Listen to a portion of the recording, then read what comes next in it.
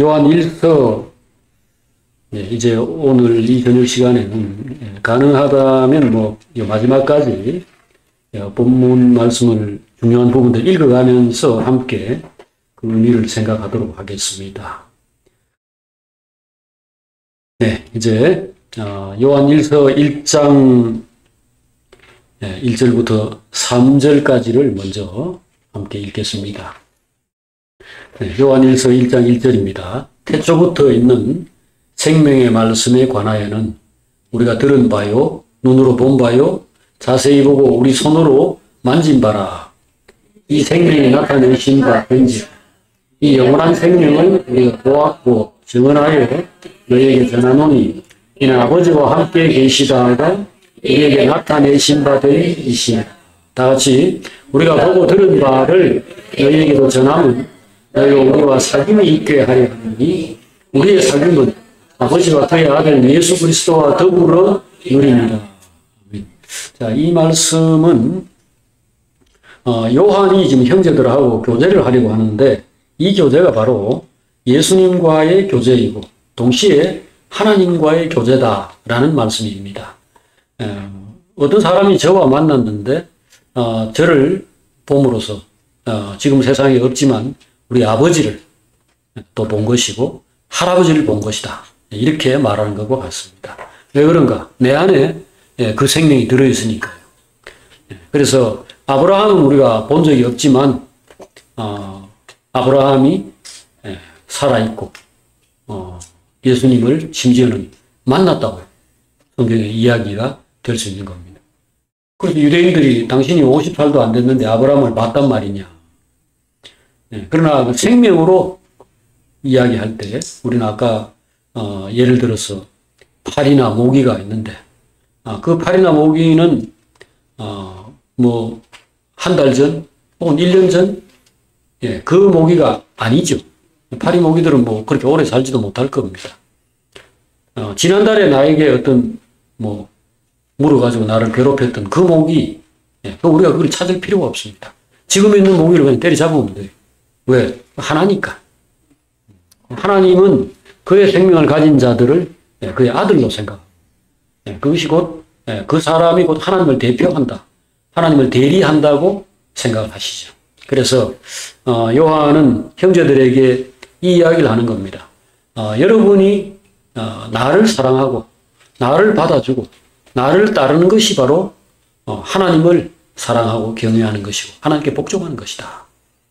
자, 요한이 이 얘기를 하는 이유는 뭐냐 하면은 여러분 곁에 내가 항상 있다.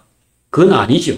지금 이건 어떤 사람들에게 편지를 보낸지 모르지만 멀리 있는 어떤 형제들에게 편지를 보낸 겁니다. 하지만 그들은 하나님을 사랑할 수도 있고 사랑하지 않을 수도 있고 하나님께 다정하게 대할 수도 있고 하나님을 거절할 수도 있다는 겁니다. 어떻게? 옆에 있는 그 사람들에게 그들이 어떻게 하는가를 따라서 그것이 결정된다는 거죠. 지금 이 요한은 여기서 하는 얘기가 우리가 보고 들은 바를 너희에게도 전하는 것은 너희로 우리와 사귐이 있게 하려 합니다. 그래서 요한과 아마 그 일행들이 지금 주체가 돼가지고 형제들에게 말을 하는 건데 여러분 우리하고 잘 지내야 됩니다. 우리와 사귀는 이것이 매우 중요합니다. 이 말을 하는 겁니다. 그런데 그게 왜 중요합니까? 그러면 바로 우리와 사귀는 것은 아버지와 그의 아들 예수 그리스도와 사귀는 것이기 때문이다. 이런 얘기입니다. 자, 이 논리를 이제 더 확장하면요. 지금 이 요한 1서의 편지를 받는 이제 수신자들이 있을 텐데요. 만약 오늘 우리가 그걸 받았다고 합시다. 우리가 이 편지를 받았는데, 요한이 그 얘기를 하는 겁니다. 옆에 있는 사람, 그냥 옆에 있다. 이거 말고요. 함께 하나님 은혜 받고, 하나님 말씀을 듣고, 그래가지고 형제라고 일컬어지는 어떤 사람이 당신 곁에 있는데, 그 사람을 어떻게 대하고 있습니까? 사랑하고 있습니까? 그를 하나님처럼 귀히 여기고 존귀하게 생각하고 받들고 조심하고 그렇게 마음을 맞추려고 그렇게 하고 있습니까? 이걸 묻는 거죠. 왜 그거를 묻습니까? 그게 바로 이 사람들이 하나님을 사랑하는지, 하나님을 신경 쓰는지, 하나님의 마음을 맞추려고 하고 있는지를 나타내는 지표니까요. 보이지 않는 하나님을 사람이 어떻게 사랑할 수 있는가? 예, 바로 보이는 형제를 사랑하는 것을 통해서 그것을 나타낼 수 있다라는 것이 요한의 이야기입니다. 보이지 않는 하나님을 사랑하는 것은 보이는 형제를 사랑하는 것과 연결되어 있다. 그렇죠. 그래서 하나님은 우리가 그 하나님의 실체를 보려고 예를 써서 하나님 한 번만 보여주세요. 그 요한복음 14장에 보면은 빌립이 예수님에게 그런 부탁을 한 게 나옵니다. 아버지를 한 번만 보여주시면 만족스럽겠습니다. 그랬는데 주님이 뭐라고 대답을 했습니까? 요한복음 14장을 한번 보십시오. 자, 요한복음 14장 8절에 그 주님의 빌립의 질문 그리고 9절에 주님의 대답이 있죠. 자, 171페이지 신약 요한복음 14장 7절부터 보겠습니다. 7절. 자, 다 같이 너희가 나를 알았더라면 내 아버지도 알았으리로다. 이제부터는 너희가 그를 알았고 또 보았느니라. 빌립이 이르되 주여 아버지를 우리에게 보여주옵소서. 그리하면 족하겠나이다. 예수께서 이르시되 빌립아 내가 이렇게 오래 너희와 함께 있으되 네가 나를 알지 못하느냐. 나를 본 자는 아버지를 보았거늘 어찌하여 아버지를 보이라 하느냐. 하나님은 볼 수 없습니다. 왜냐하면 물질로 된 우리 눈으로 보고 손으로 만지거나 귀로 소리를 들을 수 있는 그런 물질적 존재가 아니기 때문입니다. 하나님 영이시기 때문에 우리가 육신으로는 감을 잡을 수 없습니다. 우리가 지금 오늘 전파, 지금 휴대폰 신호가 지금 여기 들어와서 여기 뭐 휴대폰이 되고 있고, 전화기도 그 전화 신호가 있고, 또 전기 같은 것도 흐르고 있는데, 우리 그걸 볼 수 있습니까? 전기는 사실은 우리가 손으로 만질 수 있습니다. 전기 여러분, 그 뜨거운 맛을 안 보고 싶으면은, 그거다 220볼트든지 뭐, 22,000볼트든지 손 한번 대보면 됩니다. 그럼 오징어 되고 난 다음에 이제, 전기가 이런 거구나. 이것을 알 수 있을 겁니다. 그래서 그거는 감이라도 잡을 수 있는 겁니다. 그건 물리니까요. 하지만 우리 하나님은 어떻게든지 경험할 수 없습니다. 그런데 오늘, 태초부터 계신 생명의 말씀에 관하여는 우리가 들은 바요. 눈으로 본 바, 자세히 보고 손으로 만진 바. 지금 이 하나님은 알 수 없는 분인데 지금 요한은 우리가 하나님 보았다는 겁니다. 뭘 봤는가? 그 하나님이 자기를 어떤 형태로 나타내신 분을 만나본 겁니다. 그 나타내신 분이 누굽니까? 하나님을 나타낸 분. 하나님이 사람으로 오신 분이 누굽니까? 예수 그리스도죠. 하나님의 아들이죠. 그래서 주님이 아까 나를 본 자는 아버지를 본 것이다. 이렇게 한 겁니다. 자, 오늘 이 원리는 여러분과 저의 지금 이 현장까지도 적용이 됩니다.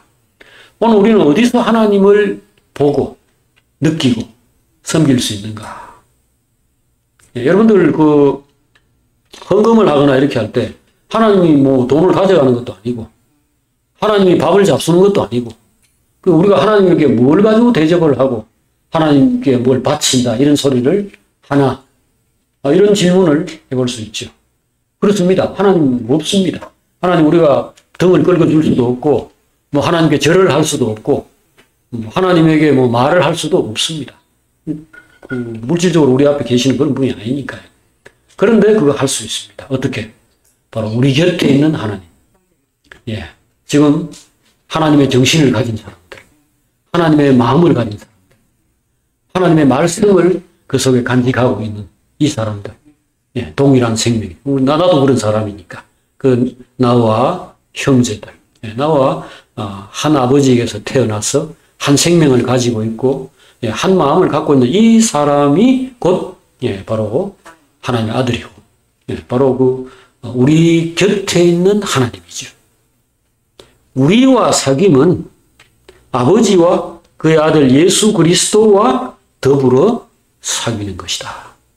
요한이 지금 이렇게 당당히 말할 수 있는 것. 요한은 지금 하나님의 아들입니다. 요한은 지금 예수 그리스도의 재현이죠. 예수 그리스도는 과거 없습니다. 하지만 요한이 지금 예수를 자기 몸에 이렇게 담고 있는 거죠. 그래서 요한 1서에서 강조하는 건 이겁니다. 형제를 사랑해야 하나님 사랑하는 거고, 형제 소중한 줄 알아야 하나님을 아는 것이다. 내가 왕이 있는데 그 왕의 아들을 내 앞에서 이렇게 뭐 좀 까불고 뭐 말을 안 들었다, 뭐 내한테 좀 뭐 손해를 끼쳤다 해가지고 막 두들겨 팬다면 이것은 곧 왕에 대한 불경이죠. 내가 왕의 아들인데 그 왕의 아들은 어린애고 나는 그보다 큰 자다. 그러니까 네가 내한테 맞아도 뭐 즉소리 못하지. 이렇게 할 수 있느냐 이거죠. 관계를 생각 안 하고 상대와 그 상대를 할 수 있느냐 이거죠. 상대방과 내가 뭔가를 할 때 그 사람이 지금 누군가를 생각하지 않고 내가 어떻게 행동을 하겠냐 이거죠. 상대가 하나님의 아들이다. 그 성경에 보면요. 가난한 자에게 구워주는 것은 하나님께 돈 빌려주는 것이다. 라고 이야기하고 있어요. 잠언에 보면은, 가난한 자에게 구이는 것은 하나님께 빚지우는 것이다. 왜? 그 자기 아버지거든. 이 가난한 자가 이게 불쌍한 어떤 참, 이렇게 어려운 사람이 내게 와가지고 좀 도와주세요. 이렇게, 내가 어려운데, 뭘 좀, 밥 좀 주세요. 이렇게 할 때에 하나님이 하늘에서, 내 자식이 참 비참하게 되고 불쌍하게 되어서 정말 마음 아프다라고 생각을 하는 거죠. 그 아버지니까, 자기가 지었으니까. 그럴 때 하나님께서 손이 있고 발이 있고 밥이 있습니까? 그럴 필요도 없죠. 세상의 모든 게 하나님 거고. 그런데 쓰라고 여러분과 저에게 밥도 주시고 힘도 주시고 돈도 주셨는 거니까 하나님이 그때 누가 나서서 내 마음을 표현할고, 누가 나서서 저 밥 달라고 하고 좀 도와달라고 손 내미는 저 사람에게 다가와서 그걸 할 거라고 생각하시죠. 그럴 때 내가 그 사람에게 밥을 주면 이것이 바로 누구에게 하는 거예요? 아버지에게 하는 겁니다. 하나님께 하는 겁니다. 하나님 그것을 귀히 여기시죠. 나를 사랑하는구나. 사람이 누구인지를 아는구나. 하나님이 누구인지를 아는구나. 이렇게 생각하는 거죠. 그래서 나타나시는 하나님, 이것에 대한 생각을 우리 항상 가지고 있어야 합니다. 보이지 않는 하나님에 대해서 뭐 두려워한다, 경외한다, 사랑한다. 이것은 전혀 입증될 수도 없는 그냥 그 사람의 머릿속에서 벌어지고 있는 어떤 관념에 불과합니다. 그러나 하나님을 사랑하는 것은 관념적인 것이 될 수가 없어요. 하나님 사랑하는 것은 매우 실제적입니다.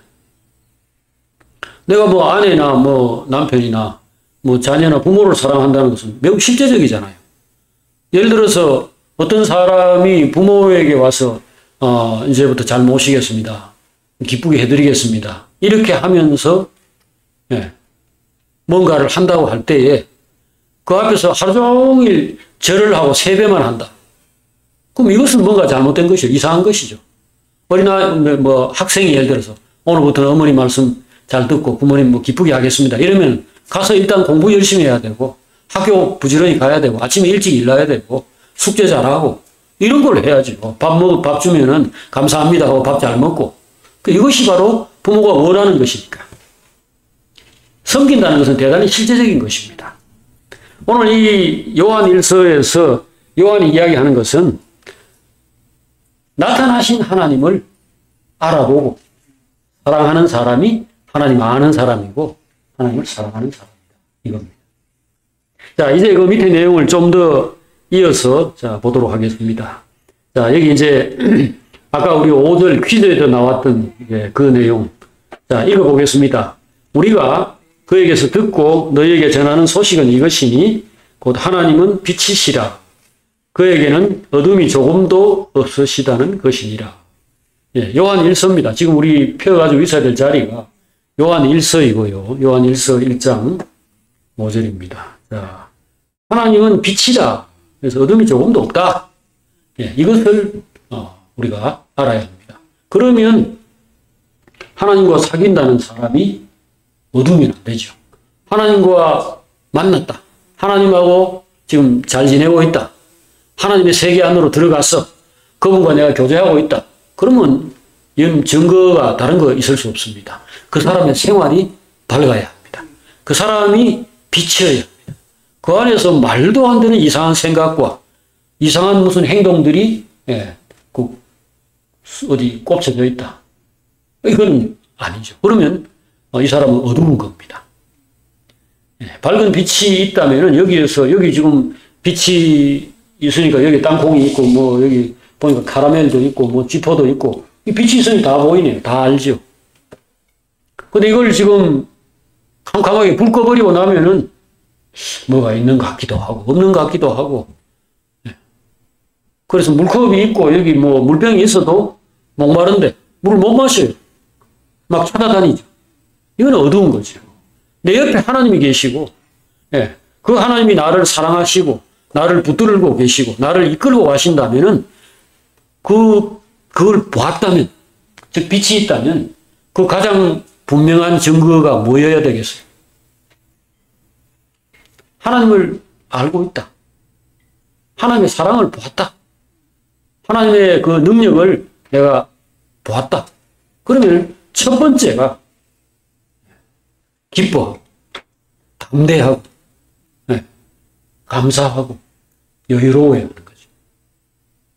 자, 여기 지금 주님이 있을 때 어떤 일이 있어야 된다고 말하는가를 확인하기 위해서 빌립보서 4장의 말씀이 아마 가장 적절할 것 같습니다.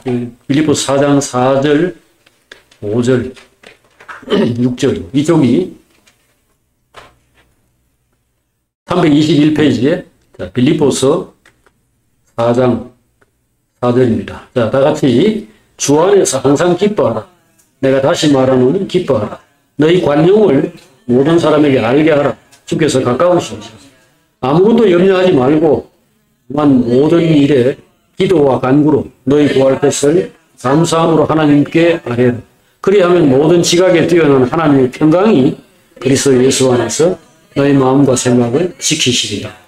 자, 하나님을 안다. 눈이 열려가지고 하나님의 살아계심과 그분이 나를 사랑하시고 지키시는 것과 그래서 내 인생은 걱정할 게 없다. 이거를 보았다면 다시 말해서 내가 밝아졌다면 그 사람 안에는 반드시 평강이 있어요. 평안이 있어야 돼. 마음에 안식이 있어야 돼. 그래서 여유롭고 항상 기뻐하고 항상 감사하고 뭐 아무것도 염려할 필요가 없어요. 여기 말한 대로 뭐 아무것도 염려하지 말고 다만 너희 구할 것을 감사함으로 하나님께 아뢰라. 기도와 간구. 그래서 그 데살로니가 전서 5장에 보면은 세 가지 그 신자들에게 항상 하라고 하는 말 잘 모두 다 알고 계신 말씀 있죠? 항상 기뻐하라. 쉬지 말고 기도하라. 범사에 감사하라. 이것이 너희를 향한 하나님 뜻이라고 했습니다. 자, 이것은 뭐냐면 하나님을 알면은 자연스럽게 나오는 현상이죠. 이게 빛이 있는 겁니다. 그래서 어떤 사람이 만약에 계속 두려워한다. 어떤 사람이 계속 걱정하고 있다. 이건 하나님 못 본 겁니다. 하나님의 사랑과 능력, 그분의 성실하심, 아무것도 못 본 겁니다. 못 봤다는 말은 우리가 흔히 종교적인 용어로 말할 때 믿지 않는 것, 믿음이 없는 겁니다. 보면은 저절로 믿음이 생기죠. 애기들은 다 믿음이 있어요. 엄마 뱃속에서 나온 그 애기들은 자기 엄마가 어떤 도둑놈인지 어떤 뭐 게으름뱅인지 뭐 무능한지 유능한지 모릅니다. 그걸 뭐 무슨 신원조사를 해봤습니까? 근데 이 아이들은 다 믿음이 있어요. 밤에 잘 때 엄마가 나를 막 죽일까 뭐 어떻게 그렇게 경계하는 애도 없고 배고픈데 엄마가 당연히 밥 주겠지. 엄마가 뭐 젖 주겠지. 다 믿고 있습니다. 왜 그렇게 믿고 있죠? 그 인간이라는 게 별로 그렇게 믿음직스러운 존재도 아닌데 왜 그거를 믿나요? 자기 엄마한테 뭐 다 믿나요? 나중에는 아이들 막 가출하고 막 그냥 도망가고 이래도 하잖아요. 아직까지. 그 애가 태어나서 지금까지는 불안해할 일이 없었기 때문입니다. 예, 부모가 젖도주고 안아주고 예, 사랑으로 돌봐왔기 때문이죠. 만약에 그 시기에 그 신뢰, 그 정도의 안식도 가질 수 없는 그런 불안한 환경이었다면 그 애들 되게 정신 이상이 됩니다. 예, 정상이 아니게 되죠. 낳는데 막 두들겨 패거나 막 울면 막 무조건 막 두들겨 팬다든지 이렇게 했다면 그렇게 안 됩니다. 여러분 요즘 그 비둘기라든지요. 길거리에 그 새들이나 뭐 무슨 고양이나 이런 것들요. 사람 다가가도 도망 안 갑니다. 지난번에 보니까 길에서 이 비둘기인지 뭔지 무슨 새가 이렇게 로드킬 당해가지고 죽은 거를 봤는데 그 이유가 뭐냐면은 옛날 같으면은 사든 사람이든 근처에 가면 그냥 바로 푸르르 날아가 버립니다. 왜냐하면 옛날에 제가 어릴 때만 하더라도 새들 많이 잡았어요. 특별히 참새구이 이런 거 이제 뭐 포장마차 이런 데 참새구이 하는데 이놈은 보이면 보이는 대로 새들이랑 무조건 다 때려잡아요. 새가 어디 지금처럼 저렇게 까마귀 떼들 막 수천 수백 마리가 막 날아다니고 어림도 없습니다. 그 뭐 화살 쏘든지 무슨 뭐 새총을 쏘든지 다 잡습니다. 먹을 게 없으니까. 그럴 때에는 모든 동물들이 태어나면서부터 경계심을 가지고 예, 절대로 안심하지 않습니다. 여유롭지 않습니다. 항상 이렇게 두리번 살피다가 조금이라도 뭘 하려고 하면 그냥 날아가 버리고 이렇게 하겠지요. 예, 사람도 마찬가지입니다. 오늘 여러분과 제가 하나님을 제대로 보았는가, 만났는가, 하나님을 경험했는가 이것들을 예, 우리가 깊이 이제 돌아보아야 됩니다. 왜? 그게 제대로 안 되면은 결국 아무리 교회를 다니고 또 뭐 믿음으로 살고 싶고 어려울 때 하나님 의지해서 마음을 편안하게 가지고 싶어도 안 되기 때문입니다. 예, 내가 못 본 것을 믿을 수가 없고요. 못 믿은 상황에서 내가 무슨 여유와 안식을 갖겠습니까? 그러니까 늘 불평, 불만, 예, 염려, 근심, 두려움, 뭐, 그런 거 속에서 사람을 의지하게 되고, 돈을 의지하려고 하고, 뭔가 보이는 것들을 잡으려고 애를 피우고. 그래서 그렇게 되면은 곁에 있는 사람들이, 조금만 잘못해도 불안해. 겁이 나고, 뭔가 잘못될까? 그럼 나의 미래가 어떻게 될까? 그래서 반드시 우리가 믿음을 가져야 됩니다. 믿음이라는 건 없는 믿음을 억지로 가지는 게 아니고요. 예, 누가 나를 뭐 보태주려고 하고 도와주려고 하지도 않는데 내가 그런 사람을 기대고 앉아있는 건 바보 같은 짓이죠. 그러나 우리를 낳으시고, 예, 우리를 만드시고, 우리를 사랑하시고, 구원하시고, 지금도 붙들고 있고, 앞으로도 영생의 길로 이끌어 가려고 하시는 이 하나님은 반드시 제대로 알고 그 안에서, 예, 우리 마음이 밝아져서, 예, 그래서 여유가 생겨야 합니다. 그래야 행복하게 살 수가 있습니다. 예, 오늘 여기 모든 지각에 뛰어난 하나님의 평강이라는 말이 빌립보서 4장 7절에 나왔는데요. 모든 사람의 생각보다 월등하게 예, 뛰어난 우리가 생각할 만한 것을 다 알고 있고 우리가 걱정하는 것을 미리 다 예, 알고 계시는 그 하나님이 예, 우리 안에 내가 있지 않느냐. 아무도 염려하지 말라. 아무것도 염려하지 말고 다만 모든 일에 예, 기도와 간구로 구할 것을 하나님께 감사하면서 하나님 있어 참 좋네요. 예, 내한테는 이 만병통치약 모든 것을 다 참 해결해 주시는 이런 만사형통의 하나님 아버지가 계시니까 참 나는 뭐 내 인생에 정말 걱정할 게 없네요. 그렇게 하는 게 뭡니까? 이게 감사함으로 하나님께 아뢰는 겁니다. 그렇게 이야기하면서 하나님과 함께 인생의 어려운 모든 과정들을 쉽게 걸어가는 사람. 그것이 이제 인생을 잘 사는 것이고 복된 사람이죠. 그렇게 하려면은 하나님을 알아야 되고 하나님을 알려면은 나타나시는 하나님, 즉 예수 그리스도 옛날에 이 제자들 같으면은 바로 그 예수님을 3년간 이렇게 따라다니는 것처럼 그 하나님을 깊이 경험을 해야 됩니다. 근데 오늘 우리는 어디서 경험하는가? 별 수 없습니다. 조금씩 부족하지만 예, A라는 형제 안에 하나님의 어떤 생명이 요만큼 들어있고, 예를 들어서 베드로, 요한, 야고보, 빌립, 도마 이런 사람이 있는데 이 사람들이 결코 예수님만큼이나 그렇게 영광스럽고 예수님만큼이나 하나님을 분명하게 드러내지는 못했을 것 같습니다. 하지만 주님은 분명히 이야기했습니다. 너희는 내가 하는 일을 할 것이고 이보다 더 큰 일도 할 것이다. 요한복음 14장에서 그렇게 얘기했어요. 왜? 주님이 그분의 영을 이 제자들에게 집어넣을 것이니까. 주님의 영이란 말은 결국은 주님의 정신과 주님의 능력과, 그래서 이 예수님이 했던 모든 일들을 이들이 결국은 다 해낼 수 있도록 주께서 뒤에서 역사를 한다는 거죠. 그러면은 그걸 오늘 우리에게도 적용할 수 있습니다. 자, 우리는 다 부족한 사람, 우리는 사실은 여기에 예수님의 직접 제자였던 베드로나 요한이나 이런 사람들과도 비교할 수 없죠. 우리는 그들에게서 겨우 지금 뭘 얻어먹고, 이렇게 연명하는 그런 수준일지도 모르겠습니다. 하지만 크든 작든 사람은 사람이죠. 갓난아기도 완전한 사람입니다. 할머니만 완전한 사람이 아니고, 아빠, 엄마만 완전한 사람이 아니고, 갓 태어난 아기도 그 자체로서 완전한 사람이에요. 그래도 눈, 코, 귀 다 달려 있어요. 오늘 우리가 굉장히 영적인 그 힘이 약한 사람들이라 할지라도 우리 안에서 하나님께서 보고 들은 것들 이야기하고 또 기도의 응답들을 들어 우리가 또 나누기도 하고 이런 가운데서 살아계신 하나님이 우리 속에서 표현이 됩니다. 그럴 때 우리가 그것을 마음을 얼마나 여느냐에 따라서 사실상 하나님을 충분히 받아들일 수도 있다라는 것이 지금 이 요한의 가르침입니다.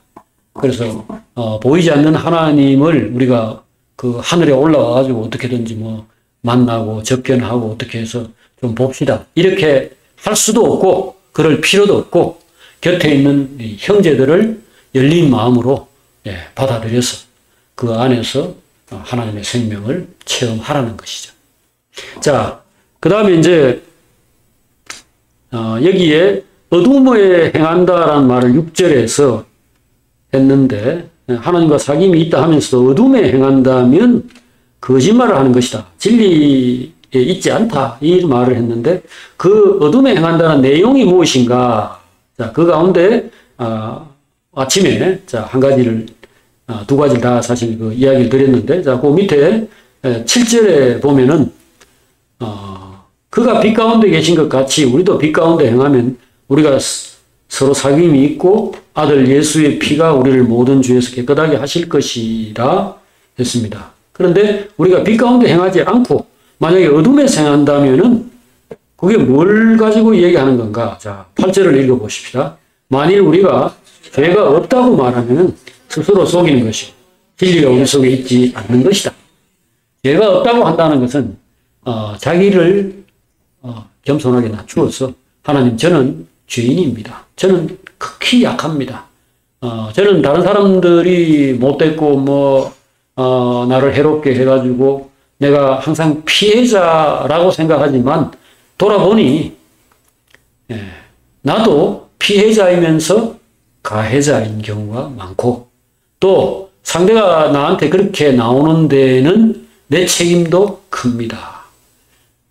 내가 만약에 아주 진실하고 착하고 의롭고 따뜻하고 항상 겸손한 태도로 다가갔다면 내 곁에 있는 어떤 사람 이 사람들이 나에게 그렇게 하지 않았을 텐데 내가 때때로 이기적이거나 그러니까 자기밖에 모르거나 자기 입장에서만 말을 하거나 자기의 기분만 자기의 감정만 자꾸 앞세우거나 이렇게 하는 것들이 이 세상에 많은 문제들을 불러왔습니다. 이게 뭡니까? 자기가 죄가 있다고 말하는 것입니다. 그게 죄를 자백하는 것입니다. 하나님 앞에 가가지고 하나님 저 죄인입니다. 이거는 종교적인 수사에 불과해요. 그런 말을 하는 것은 아무 의미도 없습니다. 하나님 앞에 누가 가가지고 내 잘났어. 당신이 뭔데? 이렇게 말하는 사람이 누가 있겠습니까? 그런데 우리는 곁에 있는 하나님, 나타나신 하나님, 내 곁에서 나의 찬송과 영광을 받아야 되고 나의 섬김을 받아야 되고 나의 사랑을 주고받아야 될 그 대상들에게는 우리는 언제든지 오만하거나 내만 옳다. 그 죄 없다고 말하지 않아요. 엄마하고 뭐 아들이나 딸이 싸워도 언제나 상대가 잘못이 전적으로 잘못이거나 잘못이 크다고 생각하죠. 우리의 기본적인 마음은 그렇지 않나요? 이것은 여기서 죄 없다고 하는 겁니다. 이게. 그러면 그것은 바로 스스로 속이는 것이고 진리가 그 속에 있지 않는 것이다.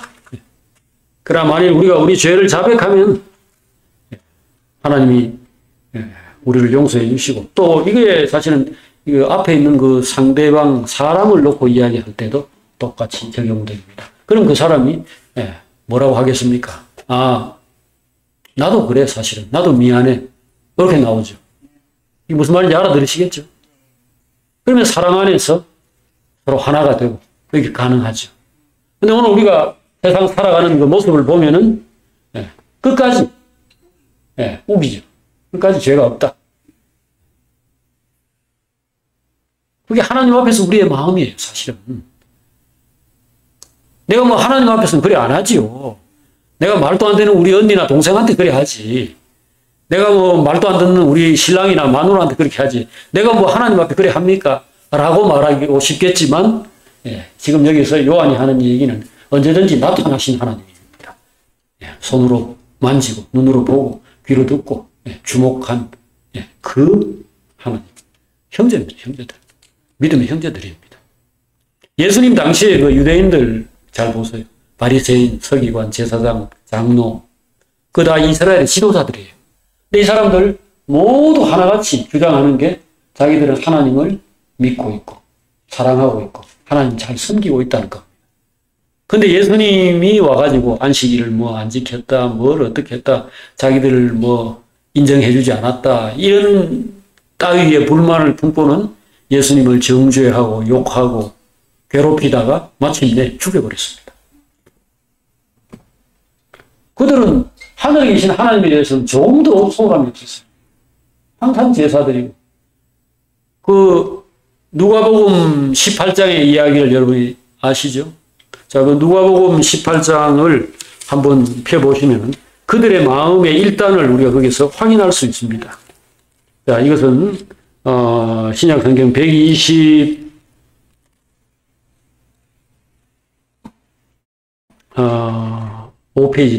125페이지에 자 9절입니다. 자, 여기 자기 죄 없다 하는 사람들이 등장합니다. 읽어보겠습니다. 내가 9절입니다. 또 자기를 의롭다고 믿고 다른 사람을 멸시하는 자들에게 이 비유로 말씀하시되 두 사람이 기도하러 성전에 올라가니 하나는 바리새인이요 하나는 세리라. 바리새인은 따로 서서 기도하여 이르되 하나님이여 나는 다른 사람들 곧 토색, 불의, 간음을 하는 자들과 같지 아니하고 이 세리와도 같지 아니함을 감사하나이다. 나는 일에 2번씩 금식하고 또 소득의 11조를 드리나이다 하고 세리는 멀리 서서 감히 눈을 들어 하늘을 쳐다보지도 못하고 다만 가슴을 치며 이르되 하나님이여 불쌍히 여기소서. 나는 죄인이로소이다 하였느니라. 내가 너희에게 이르노니 이에 저 바리새인이 아니고 이 사람이 의롭다 하심을 받고 그의 집으로 내려갔느니라. 무릇 자기를 높이는 자는 낮아지고 자기를 낮추는 자는 높아지리라 하시니라. 이게 바로 이 빛이 있는 사람과 없는 사람의 차이입니다. 자, 한 사람은 밝고 한 사람은 어둡다는 겁니다. 이 지금 세리, 이 도둑놈입니다. 이걸 말하자면 나라의 세금, 로마인들에게 세금을 바치는데 자기 민족에게 세금 뜯어가지고 절반은 자기 먹고 절반은 세금 바치니까 백성들이 볼 때 얼마나 이게 매국노고 미상이겠어요. 자, 그 세리가 하나님 앞에서 뭐라고 합니까? 저는 도둑놈입니다. 저는 돈 좋아해요. 그래서 우리 민족의 뭐 애국자도 아닐 뿐더러 그냥 인간적으로도 저는 정말 나쁜 놈입니다. 근데 이거 난 돈이 너무 좋고 가족들도 이거 내가 이래 해오면은 우리 남편 최고 일하기 때문에 나 이거 정말 안 하고 싶은데도 그냥 어쩌지 못하고 지금 있습니다. 저 좀 어떻게 좀 해주세요. 이렇게 기도하는 겁니다. 이게 뭡니까? 빛이 있는 거예요. 이 사람 지금 밝은 인생을 사는 사람이 아닙니다. 밝은 인생을 사는 게 아닌데 뭐를 아느냐 하면은 자기가 밝지 않은 인간이라는 걸 아는 겁니다. 그게 여기서 최소한 빛이란 거예요. 하나님 앞에 엎드리고 그리고 뭐 주변에 다른 사람들에 대해서도 예, 항상 미안합니다. 죄송합니다. 부족합니다. 이걸 입에 달고 이제 그런 사람을 대표하는 거죠. 그 자기가 의롭다고 생각하는 이게 굉장히 큰 문제입니다. 이것 때문에 우리가 살인도 이번에 그 아버지가 뭐 아들에게 총을 쏘았다 하는 그 사람도 결국 다른 거 아닙니다. 분노입니다. 분노. 어찌 이럴 수 있느냐? 억울하다. 그 사람은 뭐 그 내용을 뭐 이렇게 보니까 자기 부인이 뭐 어떤 뭐 중소기업 사장인가 그래서 그 오래전에 이혼을 했는데 부인은 말하자면 돈도 많고 잘 나가는 사람이에요. 근데 남편은 뭐 이혼을 당했든지 자기가 뭐 내찾든지 간에 그 혼자 살면서 별 볼 일 없는 사람으로 있어 왔던 것 같아요. 그런데 이제 그 아들이 성장해가 30대가 되어가지고 엄마의 그 사업을 물려받고 이렇게 엄마의 사랑을 받고 그 자기 아버지인 자기와는 별로 뭐 이렇게 서로 뭐 깊이 잘 지내고 이런 거 안 됐을 거 아닙니까? 그게 무책임하고 이런 아마 아버지였을지 모르죠. 그러니까 이 부인도 믿고 그 다음에 그 사람이 얼마 전까지 작년까지 회사에 그래도 그 부인이나 아마 아들이 배려를 해서 그런 것 같아요. 회사에 가짜 그 직원 이름을 올려가지고 한 달에 300만 원씩이나 돈을 다 먹었대요. 근데 그것을 이제 더는 못 주겠다.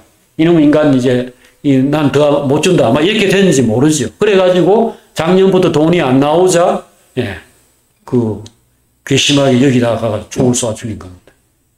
자, 이런 사례를 우리가 볼 때 여러분 이게 멀리 있는 이야기가 아닙니다. 지금 우리가 한 발만 더 내디디면 지금 그 자리로 갈 판입니다. 어떤 사람에 대한 우리의 그 분노, 억울함 또는 괘씸함 네가 어떻게 나한테 이럴 수 있냐. 기대가 크면 실망이 크고요.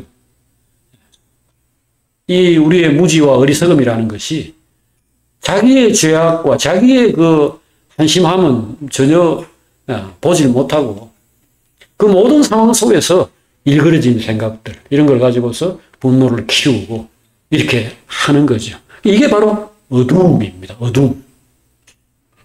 하나님을 알고 하나님의 사랑을 알고 하나님의 기대, 하나님의 요구 이런 하나님의 말씀 앞에 우리가 가면요.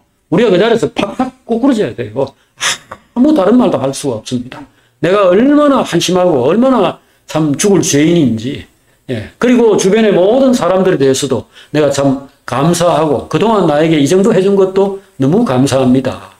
내 같은 인간하고 한 결혼 뭐 그 사람이 나이가 뭐 60대라고 63살인가 그렇다는데 자, 한 30대에 결혼을 했다 합시다. 그런데 뭐 한 몇 년 있다가 아마 이혼을 당했는 것 같아요. 제가 볼 때. 오래전에 이혼을 당했는데 그러면은 사실은 내 같은 인간하고 5년이나 10년이라도 살아준 것만도 감사합니다. 이렇게 돼야 되죠. 사실은.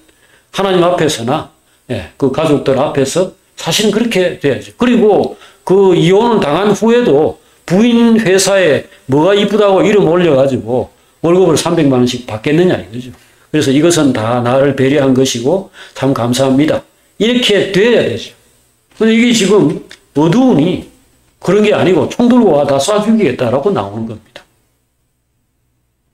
여러분 이게 하나님의 나라와 세상의 차이이고요. 하나님의 빛이 비친 사람 그리고 그 빛을 보지 못한 사람의 차이입니다. 우리가 그에게서 듣고 너희에게 전하는 소식은 이것이 곧 하나님은 빛이시라. 그에게는 어두움이 없고 어두움이 조금도 없으시다는 것이라. 만일 우리가 하나님과 사귀었다 하면서 어둠 속에서 행한다면 그 사귀었다는 것은 거짓말이다. 거짓말하는 것이고 진리를 행하지 아니합니다. 그러나 그가 빛 가운데 계신 것 같이 우리도 빛 가운데서 행하고 있다. 그러니까 밝은 생각과 밝은 행동으로 지금 살고 있다. 그래서 예를 들어서 아까 그 가정 같으면은 내가 참 무책임하거나 또는 인내심이 없거나 뭐 무능하거나 이래가지고 내 자녀들이 다 고통 속에서 오랫동안 힘들게 지냈는데 정말로 미안하게 생각한다. 내가 정말 뭘로 사죄할 수 없는데 아내에게도 자녀들에게도 정말 감사할 것뿐이고 미안한 것뿐이다. 그랬으면은 총 들고 나타나지도 않았을 뿐더러 그쪽에서 월급 300만 원씩 계속 줬을 겁니다. 그러니까 빛 가운데서 행한다면은 다 빛이게 됩니다. 다 밝은 인생이 되는 거죠. 근데 이걸 하나님을 모르고 하나님 모르니까 자기를 몰라요. 말씀을 모르고 진리를 모르니까 자기를 모르고. 그러니까 항상 억울해. 항상 자다가도 벌떡일라. 이놈 자식 내가 손 좀 봐야지. 지금 그런 시기라는 거죠. 여러분 지금 우리가 요한을 통해서 교회와 그 다음에 이 그리스도인으로서 오늘 우리가 어떻게 지금 빛 가운데 지금 살고 있는 건지 우리가 지금 캄캄한 인생을 살고 있는 건지를 반드시 비침받아야 합니다.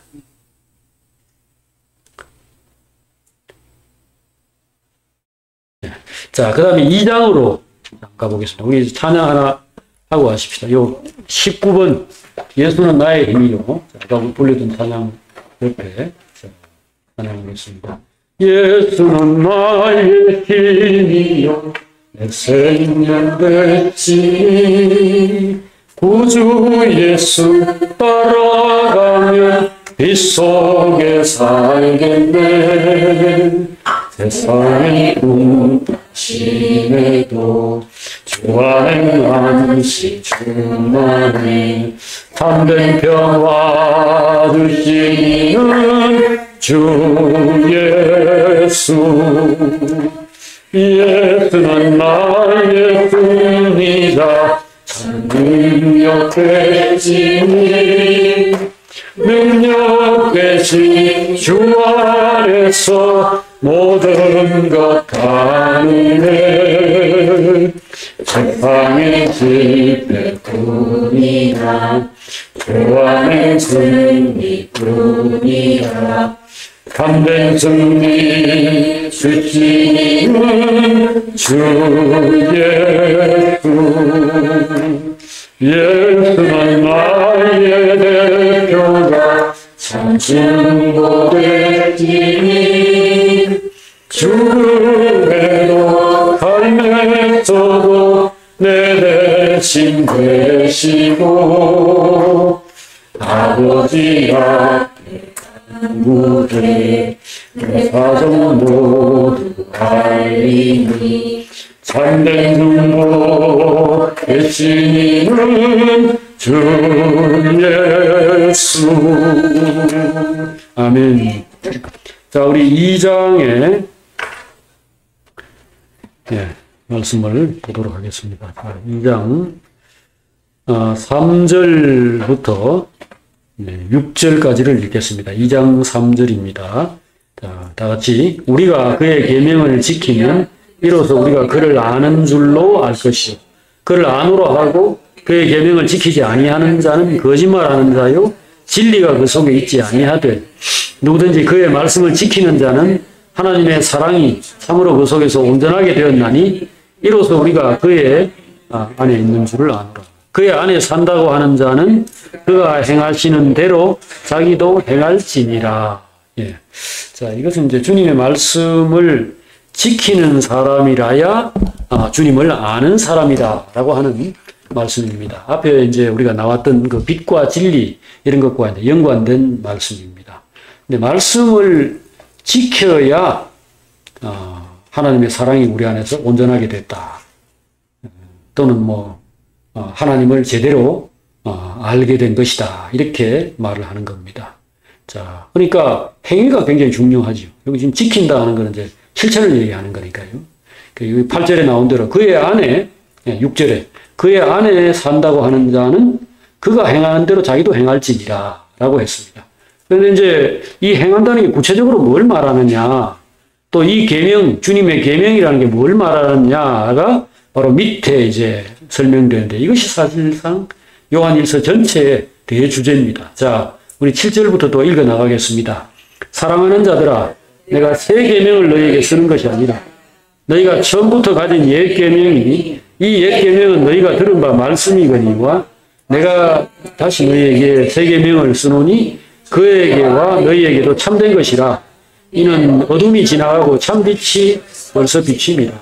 빛 가운데 있다 하면서 그 형제를 미워하는 자는 지금까지 어둠에 있는 자요, 그의 형제를 사랑하는 자는 빛 가운데 거하여 자기 속에 거리낌이 없으나 그의 형제를 미워하는 자는 어둠에 있고 또 어둠에 행하며 갈 곳을 알지 못하나니 이는 그 어둠이 그의 눈을 멀게 하였습니다. 예, 바로 새 계명이 뭐냐, 그리고 그 계명을 지킨다는 게 구체적으로 뭘 말하느냐를 아주 분명하게 설명을 했습니다. 새 계명은 바로 주님의 바로 그 사랑의 생명, 사람을 볼 때 항상 불쌍하게 여기고 사랑하고 위하는 그 마음, 바로 이 주님의 정신, 주님의 영이 오늘 우리에게서는 바로 이 새 계명입니다. 이게 생명의 성령의 법이라고 로마서 8장에서는 그렇게 표현이 되었는데, 이것은 내용상으로는 뭐 10계명 이런 데 나오는 그 율법 이런 거하고 비슷한데, 이거 지금 주님의 새 계명이 그것과 뭐가 다르냐? 자, 이것은 바로 그 말씀이 단순한 어떤 지식, 단순한 어떤 그 개념이 아니고 바로 그 속에 영이 들어있다는 겁니다. 말씀이 생명의 능력을 지니고 있다는 거예요. 그래서 주님이 요한복음 6장 63절에서 내가 너희에게 이르는 말이 영이요 생명이라. 살리는 것은 영이니 육은 무익하니라. 자, 주님이 그 광야에서 오병이어의 기적을 행해가지고 사람들이 그걸 먹고서는 참 좋아했습니다. 배부르고 그래서 기뻐했죠. 근데 주님이 그걸 계속 줄 줄로 생각하고 막 예수님이 기도하러 산으로 가거나 이러면 막 그 산까지 따라가고 바다로 가면 바다로 따라오고 이렇게 했을 때에 주님이 그들을 만나가지고 너희가 나를 찾는 것은 떡 때문이다.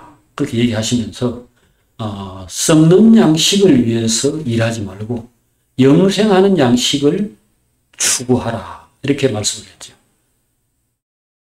그때 이제 사람들이 그 영생하는 양식을 어떻게 얻습니까? 하니까 바로 나를 믿어라. 나를 받아들여라. 또는 뭐 나를 먹으라. 이 말씀을 하게 된 겁니다. 내가 바로 생명의 떡이다. 나를 먹는 자는 영원히 죽지 않는다. 그러면서 아까 말씀하신 대로 내가 너에게 하는 말이 바로 영이요 생명이다. 지금 여기 사람들이 이제 주님을 만났습니다. 주님이 앞에 계시고 제가 형제들 앞에 있는 것처럼 주님이 앞에 있는데 주님이 그들에게 무슨 이 얘기를 하는 겁니다. 하는 얘기를 가만히 들어보니까 한마디로 말해서 하나님을 믿으라는 겁니다. 여러분들 지금까지 굶주리고 로마의 식민지로서 그 압박받으면서 어렵게 살아왔고 그렇게 삶이 힘든 거 내가 다 알고 있다 이거죠. 근데 내가 너희들의 아버지고 내가 너희 하나님 아니냐. 근데 너희들이 내 자식이고 하니까 내가 힘이 없어서 너희들을 굶게 했느냐. 힘이 없어서 너희들이 남의 나라의 지배를 받도록 내버려 뒀겠느냐 이거죠. 그게 아니라는 걸 보여주기 위해서 뭘 했습니까? 떡 5개하고 물고기 2마리 가지고 5,000명, 어른 5,000명을 먹이고 12광주리가 남았다는 겁니다. 그러면 백성들이 이 질문을 해야 마땅한 겁니다. 아니 그러면 그런 능력을 가지고 지금까지는 뭐 했어? 우리 아버지라면서 그런 능력을 가지고 있다면서 우리가 지금까지 남의 나라에 짓밟혀서 고통 겪고 가난과 질병 속에서 시달리도록 내버려 뒀습니까? 이 질문을 해야 제대로 지금 반응하는 겁니다. 그냥 떡 떠드세요. 앞으로도 계속 떡 만들어주세요. 이렇게 하면 안 되는 겁니다. 죽은 자를 벌떡 일으키고 병자를 손으로 얹으면 치료를 받을 때, 치료가 될 때 사람들이 그때 무슨 말을 해야 되느냐 하면 이럴 수가 있는가? 이럴 수 있다면 지금까지는 도대체 그러면 왜 안 했느냐? 또 우리는 그럼 뭐 했느냐? 그때 하나님 말씀하시죠. 바로 그거다. 너희들이 나를 믿고 나를 사랑하고 나와 함께 살았더라면 지금까지 잘 살았을 텐데 내가 이 능력이 이렇지 않느냐? 오병이어의 기적의 제일 중요한 메시지가 그겁니다. 하나님은 얼마든지 자기 자녀들을 살릴 수 있다는 겁니다. 죽은 자도 살릴 수 있다는 겁니다. 그런데 그렇게 안 됐다면, 머리가 붙어 있다면 생각을 좀 해보라는 거예요. 떡 만드는 게 어려워서, 떡 주는 게 싫어서, 그게 아니란 말이에요. 너희들이 지금 생명의 길에서 벗어났어. 예를 들어서 떡을 주었다. 떡을 내가, 요즘은 떡이 아니고 돈이죠. 자, 우리 형제들에게 하나님께서 모두 돈 계산하니까네. 그렇게 돈을 막 한 100억씩 줬다 합시다. 그 다음에는 무슨 일이 벌어지겠습니까? 그 다음에는 교회 안 나오고, 그 다음에 이제 어디 놀러 다니거나 어디 술과 여자 이런 데 빠져가지고, 그냥 망해간다. 이 소식이 나온다면은 그 돈을 줄 수가 없지 않습니까? 하나님 찾고 기도하고 의지하고 어려운 형제들이 있을 때 서로 기도해주고 서로 도와주고 이거가 더 중요한데 뭐하러 하나님 100억 주겠어요? 하나님은 제일 좋은 걸 주시고자 하죠. 제일 좋은 것은 진실한 삶입니다. 사랑 안에서 서로 사랑하면서 함께 잘 사는 겁니다. 그래서 그 영혼이 만족이 되고 그 영에 기쁨이 있고 인생 전체가 평안하고 그래서 부족함이 없다. 여호와가 나의 목자시니 내가 참 부족함이 없다. 그렇게 사랑 안에서 진짜 천국 생활을 하는 것을 하나님이 바라는데 이 사람들이 기필코 그것을 거부하고 육체의 욕망대로 살려고 하니 하나님께서 질병을 주시고 가난을 주시고 외롭게 만드시고 고통을 안겨주었다는 그것이 주님의 메시지입니다. 그러니까 오늘 주님이 자기를 사람들에게 제시하시면서 나를 받아들이라. 그러면 여러분들이 영생을 할 수 있다. 살아계신 아버지께서 나를 보내심에 내가 그 아버지로 말미암아 사는 것 같이 나를 먹는 그 사람도 나로 말미암아 살리라. 자, 사람은 떡으로 사는 존재가 아니고 하나님의 말씀으로 사는 존재, 하나님의 사랑으로 사는 존재, 하나님이 아버지로 든든히 계셔서 지키고 채워주고 기쁨을 주셔서 잘 사는 존재다. 이것을 주님이 이야기한 겁니다. 요거를 새 계명이라고 하는 겁니다. 내용이 달라서 새 계명이 아니고요. 이전에는 그냥 형제 사랑해라, 이웃 사랑해라. 율법에 나오는 내용들 보면요. 율법은 여러분들이 10계명이라는 게 있고요. 그게 출애굽기 20장에 있고 그 다음에 21장, 2장, 3장이 바로 대표적인 이제 그 율법의 확장판이라고 할 수 있는 소위 이제 민법이라고 그러는데요.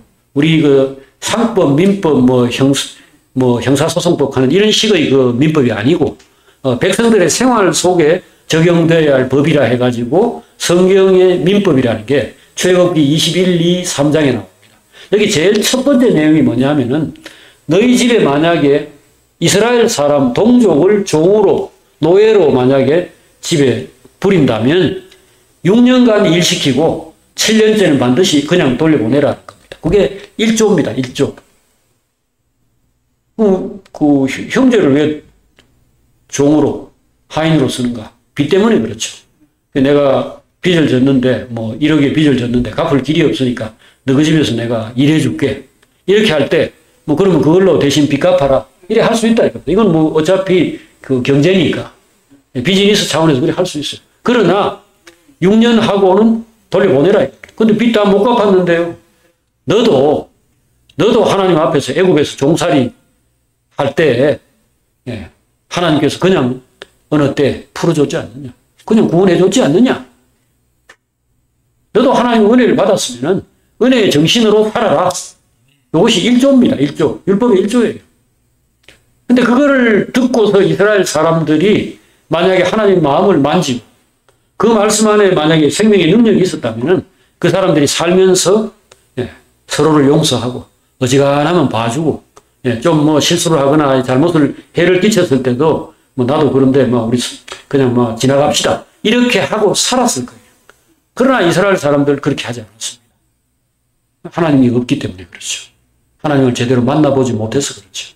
그랬을 때 주님이 제자들과 3년간의 세월을 보내시면서 집중적으로 했던 일이 뭐냐면은 이래라 저래라 하는 하나님의 그 말씀, 하나님의 뜻을 가르칠 뿐 아니라 그 제자들에게 말씀을 하시면서 사랑을 그 사람들에게 준 겁니다.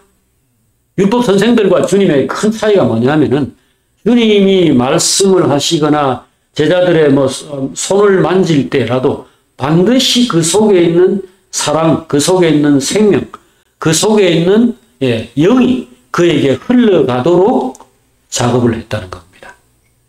저의 이 소망도 그겁니다. 제가 형제들에게 뭐라고 이야기할 때 이것이 머리에서 나온 어떤 지식, 그래서 머리를 쥐어짜고 그 다음에 그 생각할 때에도 이렇게 머리를 굴려가지고 뭔가를 전달하고 전달받고 그러고 난 다음에 그걸 또 영어 단어 안 까먹는 것처럼 또 시간 지나고 난 다음에 다시 이렇게 자꾸 복구시켜가지고 지식을 계속 유지시킨다. 이거 아니고 저의 진심 어린 어떤 그런 그 권면의 말씀뿐 아니라 그게 실천, 본, 기도, 그리고 그 심령을 울릴 수 있는 뭔가가 함께 흘러나가기를 바라는 거죠. 그게 바로 내가 여러분들에게 한 말씀이 영이요 생명입니다. 주님이 요한복음 6장 63절에서 얘기했던 바로 그겁니다.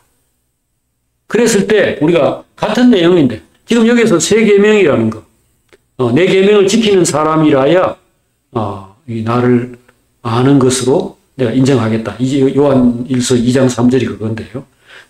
이 계명이라는 게 다른 게 아니고 뒤에 보니까 형제를 사랑하라 그겁니다. 여기 지금 10절 그 형제를 사랑하는 자는 빛 가운데 거하여 속에 거리낌이 없다. 그러나 형제를 미워하는 자는 어둠 가운데 있는 것이다. 자, 이것을 새 계명이라고 이야기를 하고 그러면서도 자, 여기 7절에 보니까 내가 새 계명을 너희에게 쓰는 것이 아니라 처음부터 우리가 가진 그 옛 계명이라고 얘기를 하는 겁니다. 자, 이 양반은 지금 무슨 얘기를 하는가? 자기가 한 말이 새 계명이래요. 옛 계명이 아니고 새 계명이라는 겁니다. 이 8절을 보세요. 다시 내가 너희에게 새 계명을 쓰노니 하나님에게도 그렇고 너희들에게도 참된 것이다 라고 얘기를 합니다. 그런데 지금 앞에 7절에서는 뭐라고 합니까? 새 계명을 쓰는 것이 아니라고 그러죠. 새 계명이 아니고 이전부터 있어 온 거를 말하는 것이라고 얘기하잖아요. 그러니까 뒤에 가서는 그거 아니고 새 계명이라고 얘기하면서 앞에서는 사실은 새거 아니야. 전부터 있어 온 거야 라고 하는 것이 여러분들 내용을 말하는 게 아니고 그것이 전달되는 방식을 얘기하는 겁니다. 전에는 도둑놈이 다른 사람 보고 도둑질 하지 마라고 얘기하는 것 같은 겁니다. 도둑질 하지 말라는 말은 맞는 말이죠. 그 도둑놈이 하든지 뭐 진실한 사람이 하든지 어차피 그 옳은 말이잖아요. 그리고 무슨 말인지 알아들을 수 있죠. 뇌물 받지 말라. 자, 뭐 어떤 판사나 검사가 그렇게 얘기합니다. 근데 자기는 뒤에서 뒷돈 받고 부당한 재판을 하는 사람이다.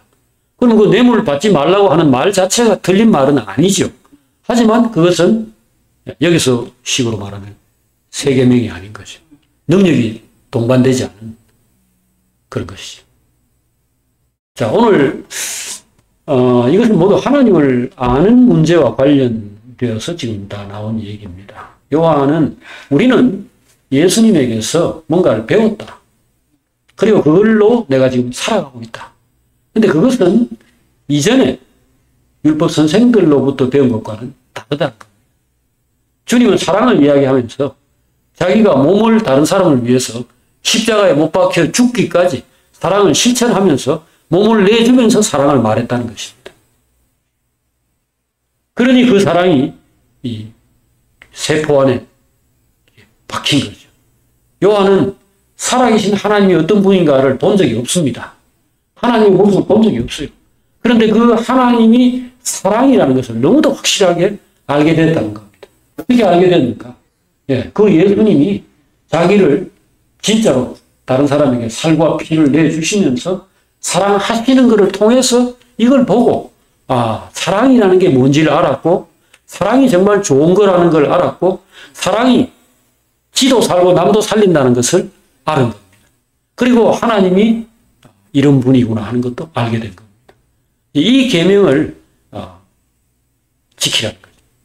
여러분과 저는 이런 사람을 사실은 과거에 별로 보지를 못했어요. 예, 우리가 부모가 사실은 내 부모를 공경하라. 그러면 땅에서 잘 되고 장수하리라. 이런 말을 하나님 하실 정도로 부모라는 존재가 하나님의 대리인입니다. 그래서 부모를 내가 섬기고 받들고 귀하게 여기면은 내가 하나님을 받드는 것으로 간주가 되어서 하나님께서 네 오래 살아 땅에서 잘 되고 장수한다는 말이 뭡니까?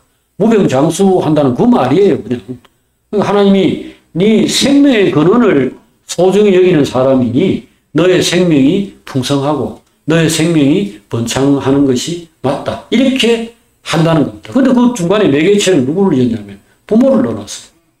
근데 실은 부모가 하나님의 사랑을 온전하게 표현하는 존재냐? 아닙니다. 그러니까 우리 부모는 자기도 그 죄 가운데서 이제 오락가락하고 지금 여기서 말하는 것처럼 빛이 없어가지고 지금 어둠에 행하며 갈 곳을 알지 못한 그 꼴이니까 이제 그런 건데 우리 부모를 원망하자는 말이 아니고요. 자, 이 부모는 자녀에게 훌륭한 사람이 되라고 얘기합니다. 잘 살아라. 어쨌든지 행복하게 살아라. 이렇게 말을 하죠.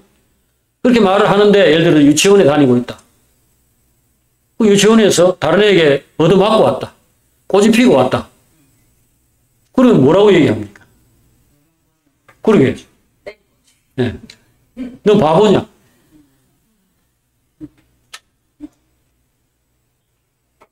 그 부모는 그러면 아이가 언제나 폭력적이고 남에게 절대로 안 지고 다른 사람이 한 대 때리면 두 대 때리는 사람이 되기를 바랍니까? 그거 아닙니다. 아닌데 불안하니까. 만약에 얘가 착하기만 착해가지고 착해 빠져가지고 우리 하는 말. 그래 어디 가든지 제대로 집 앞그릇도 못 챙기고 그게 사실은 착하고 의롭고 진실한 거고 그래서 그것이 그를 살게 만들 것이라는 것을 어렴풋이 알아요. 우리가 남이 무슨 말하면 칼도 꺼내가지고 배 푹 찔러버리는 그런 사람이 되면 어떻게 되는 겁니까? 망하는 거예요, 그거는. 근데 우리는 그게 분명하지 않은 거예요. 왜? 빛이 없으니까. 하나님은 자기 아들을 보내서, 우리가 하나님 이야기 할 필요도 없어요. 예수님을 볼 때, 예수님은 바보 중에 상바보죠. 자기 죄 때문에 죽어도 억울할 텐데, 남의 죄 때문에, 그냥 죽음을 받아들이는 그런 바보가 어디 있냐 싶은데, 그것이 결국은 영원히 살고, 영원히 영광과 존귀를 받는 그런 것이 됐다는 겁니다. 우리가 예수 믿는 사람 아닙니까? 예수 안에서 삶의 길을 찾고 예수 안에서 영광과 승리의 길을 보고 따라가는 사람입니다. 이것이 불확실한 거예요. 이게 불확실하니까 만약에 너무 얍삽하고 너무 이기적이고 이러면은 너무 그러면 안 된다. 그러다가 또 나중에 복수라도 보복이라도 당하거나 하면 어떻게 되냐. 또 이렇게 말을 하다가 그러다가 또 너무 당하는 것처럼 보이면은 그러다가 또 나중에 진짜 쪼다대고 바보 돼가지고 어렵게 되지 않겠냐. 오락가락 하는 겁니다. 빛을 본 적이 없으니까. 그래서 그 부모에게서 양육을 받아서 우리가 오늘날 인생을 이런 때는 이렇게 생각하고 저런 때는 저렇게 행동하는 거를 우리가 익혀와서 오늘 우리가 된 겁니다. 우리 부모도 마찬가지예요. 그 할아버지 할머니에게서 보고 듣고 살아오면서 어떤 세계관, 어떤 인간관, 어떤 삶의 처세를 배워서 그런 사람이 된 겁니다. 근데 오늘 여기 하나님께서 우리에게 이야기하시는 건 이것입니다. 예수를 보라는 것. 예수가 빛이고, 예수가 길이고, 예수가 진리라는 겁니다. 그러면은 이제 남은 문제는 하나뿐이죠. 예수님의 마음이 어떠하고, 예수님이 어떤 사람인가, 이거죠. 그걸 여러분들은 아십니까? 모르십니까? 예수님이 어떤 분인지를 아십니까? 모르십니까? 자, 일단 빌립보서 2장 아까 우리 봤던 그 말씀을 한번 예수님에 대해 소개한 부분, 대표적인 부분이니까 한번 보죠. 자, 빌립보서 2장 1절부터 뭐 쭉 그게 나오는 얘기 끝에 그게 나왔는데요. 자, 한번 읽어보겠습니다. 빌립보서 2장 1절입니다. 그러므로 그리스도 안에 무슨 권면이나 사랑에 무슨 위로나 성령의 무슨 교제나 긍휼이나 자비가 있거든 마음을 같이하여 같은 사랑을 가지고 뜻을 합하여 한 마음을 품어 아무 일에든지 다툼이나 허영으로 하지 말고 오직 겸손한 마음으로 각각 자기보다 남을 낫게 여기고 각각 자기 일을 돌아볼 뿐더러 또한 각각 다른 사람의 일들을 돌보아 나의 기쁨을 충만하게 하라. 너희 안에 이 마음을 품으라. 곧 그리스도 예수의 마음이니 그는 근본 하나님의 본체시나 하나님과 동등됨을 취할 것으로 여기지 아니하시고 오히려 자기를 비워 종의 형체를 가지사 사람들과 같이 되셨고 사람의 모양으로 나타나사 자기를 낮추시고 죽기까지 복종하셨으니 곧 십자가에 죽으시니라. 이름으로 하나님이 그를 지극히 높여 모든 이름 위에 뛰어난 이름을 주사 하늘에 있는 자들과 땅에 있는 자들과 땅 아래에 있는 자들로 모든 무릎을 주의 이름에 꿇게 하시고 모든 입으로 예수 그리스도를 주라 시인하여 하나님 아버지께 영광을 돌리게 하셨느니라. 여기에 길과 진리가 나왔습니다. 이게 바로 빛 중의 빛입니다. 우리를 환하게 비춰주면서 너희들이 어떻게 생각하고 어떻게 행동하고 어디로 가야 할 것인지를 명확하게 비춰주고 있습니다. 우리는 첫째는 이 빛을 봐야 되고 이 주님이 이런 분이구나. 이렇게 인생을 살았고 이것이 영광과 승리의 길이었구나. 모든 지금 오늘 우리 여기 앉아서 하고 있는 게 뭡니까? 예수님의 발 아래에서 무릎 꿇고 예수님을 지금 우리가 찬송하고 경배하고 있는 겁니다. 우리가 예수를 언제 봤다? 예수님 우리한테 뭐 해줬다고? 근데 오늘 우리가 앉아가지고 모두 입을 모아가지고 이 귀한 시간 예수를 지금 높이고 있다는 거죠. 근데 그가 뭘 했는데? 바로 하나님의 뜻에 복종해서 자기가 사랑하는 자들, 자기가 얻고자 하는 자들, 그들을 위해서 죽었다는 겁니다. 그들을 위해서 할 수만 있다면 정말 자기의 장기라도 꺼내주고 장기라도 팔아가지고 아마 밥 사줬을 겁니다. 우리 주님은 실제로 살과 피를 우리를 위해서 흘렸습니다. 이 사랑이 우리를 사로잡고 우리를 녹이고 우리를 그의 신부로 그의 종으로 만든 겁니다. 우리 사는 길이 이겁니다. 예수 그리스도의 사랑이라는 것은 능력입니다. 이것은 권세고 능력입니다. 이건 바보 되는 거 아니고요. 죽고 망하는 길 아닙니다. 우리가 부모라면 자녀에게 이것을 가르쳐야 합니다. 우리가 어떤 좋은 친구라면 내 친구에게 이게 최고의 지혜고 최고의 투자고 최고의 인생 지혜라는 것을 우리가 자신 있게 말하고 그렇게 제시를 해야 됩니다. 근데 우리는 나부터 여기에 대해서 명확하지 않은 거예요.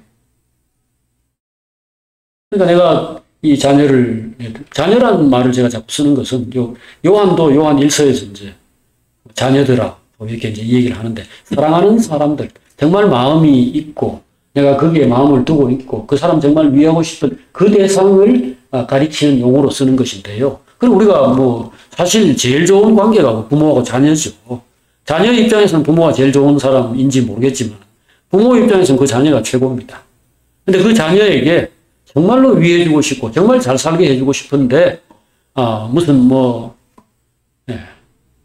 선보는 자리에 나가가지고 무슨 아들이나 아들 같은 며느리 딸 같으면 사위에게 그 뭔가 무례한 행동이나 말들을 하거나 부당한 요구를 하거나 이래가지고 깽판 놓고 막 깨지고 하는 거 드라마 같은데 이게 나오잖아요. 그것은 그 결혼해가지고서도 마찬가지죠. 결국은 위한다는 것인데 내가 그를 잘 살게 하고 행복하게 만들려고 하는 것인데 내 아들 이따위 여자에게 이따위 남자에 내 딸을 이렇게 줘가지고 고생시키는 건 난 못 본다. 결국 깨잖아요. 그러니 우리의 지식이 대단히 중요합니다. 오늘 여기서 하나님께서 우리에게 요한을 통해서 이 사랑의 이 세계를 이렇게 강조하시는 걸 우리가 깊이 받아들입시다. 이 사랑은 하나님 안에 있는 영광과 권세입니다. 그 하나님 안에 있는 빛이 밖으로 드러났을 때 이것이 진리가 되고 또 사랑이 되는 건데요. 여러분과 제가 세상을 살아가면서 우리 마음이 사실 그 눈에 보이는 것들 안에서 그대로 반응한다면은 정말 사랑하기 힘들어요. 정말 용서하거나 양보하거나 이거 하기 힘들어요. 그렇게 하면은 내가 못 살 것 같은 생각이 자꾸 들어요. 누군가를 내가 위해준다고 하는데 그 위해주는 것 밑바닥에 믿음이 깔려있지 않다면 하나님이 인도하시고 하나님이 그를 잘되게 하시고 책임지고 이끌어 가신다라는 걸 내가 믿지 못한다면은 그 내 마음의 사랑이라고 하는 것조차도 결국은 상대의 삶에 큰 어려움들을 가져올 수 있습니다. 이 주님의 빛이 우리에게 비추면 우리는 진리를 알게 되고 그 진리는 우리에게 첫째로 자유를 줍니다. 그래서 염려할 필요 없고요. 그냥 사랑하면 됩니다. 사랑해가지고 결과가 어떻게 되는가 몰라요. 내가 이 사랑을 줬는데 그가 그 사랑을 배신해가지고 예수님의 그 사랑을 받았던 사람들 중에서도 많은 사람들이 그리스도를 배신하고 세상으로 나가고 가룟 유다 같은 사람 예수님 배신해가 팔아먹었잖아요. 그럴 수도 있습니다. 하지만 최종적으로 이 사랑은 하나님의 능력이라는 걸 믿고 무조건 사랑하시고 우리 형제들 지금 이 얘기를 듣는 우리 형제들도 현실적으로 사랑과 용납이라는 게 얼마나 어려운가를 몸으로 매일 체험하고 계신 우리 형제들도 많은데 주님을 믿읍시다.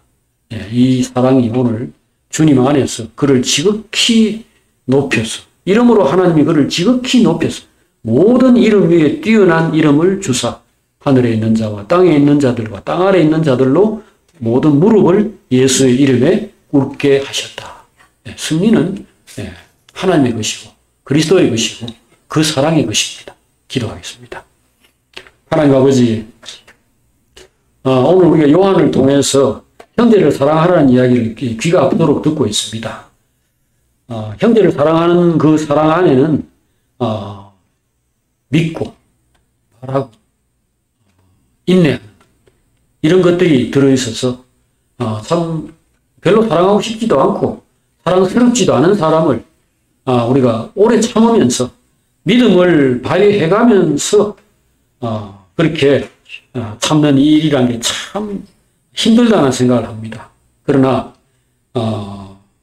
무슨 일을 하든지 그 속에 반드시 이 사랑이 필요하고 그 사랑에 따르는 오래 참음 이런 것들이 필요하다는 것을 오늘 다시 한번 생각해 봅니다. 그렇게 해서 하나님이 우리 안에서 이 사랑의 역사를 펼치는 것을 반드시 우리가 받들어 섬기는 자가 되게 하여 주시옵소서. 우리가 사람 살리는 거 아니고 우리가 그렇게 참는 그것 때문에 상대방이 사는 게 아니고 그런 과정 속에서 성령의 역사가 이루어지고 성령께서 둘을 하나 되게 만들고 악하고 일그러진 마음들을 바로 펴고 하는 이런 작업들을 하실 줄 믿습니다. 그런 걸 오늘 저희들이 오래 참음으로 사랑 가운데서 서로 용납하고 주님의 역사를 기다리는 자가 되기를 원합니다. 예수님 이름으로 기도합니다. 아멘.